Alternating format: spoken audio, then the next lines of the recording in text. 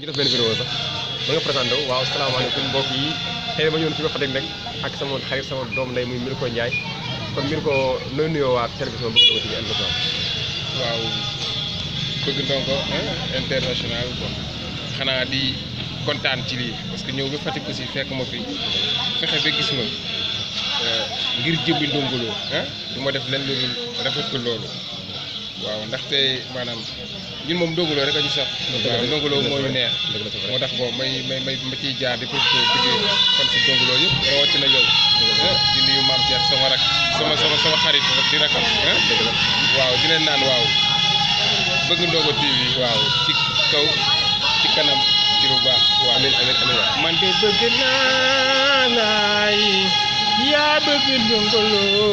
yàlla na ngay maam. mais est-ce que aar wàllu aar Fatick est-ce que yomb na quoi. bon dafa aar Fatick. bon non pas tellement parce que tey boo xoolee Fatick dëkku culture la mais maanaam tey mën naa ne dem nañ ba culture mu ngi waaj a suuf parce que boo xoolee tey artistes yi bëriwuñ te pour nga woote mu fees lool day jafe. moo tax foog gars yi gën cee jàpp aussi surtout yéen comme ci mel ni yow. noonu waaw yow moom ca kaw rek. waaw noonu daal la. di la wax tamit ban message ngay am pour di ko lancer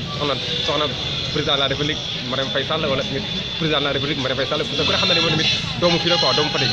waaw Marème Faye moom wax dëgg neex yàlla sunu yaay ju baax la te ñu ngi koy gis aussi li muy def ci biir dëkk bi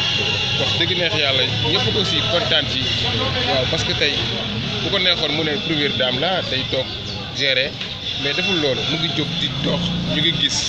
xam nga moom aussi ñu koy ñaan ko en tant que yaay ak doom bu jàpp ci bu baax a baax rawatina ñun artistes nga xam ay doomu Fatick lañ bu jàpp lañu moom ak suñu président bu baax boobu di président Macky Sall aussi vraiment. mais tey ku soxla woon Milko Ndiaye bëgg ko contacter tey yan kii ngay jaar yan coordonnées ngay jaar pour jokkoo ak moom Milko Ndiaye ñëw jël la wayal la parce que ku ne xam ne Milko Ndiaye doomu Fatick à l'instant yi moo téye Fatick ci loxoom moom yàlla si moom la ko jàlle mooy tamit benn instant tamit day bëgg Ndongo Lo bu baax a baax parce que mooy Ndongo Lo numéro 2 bu Fatick waaw ku bëgg am say coordonnées nag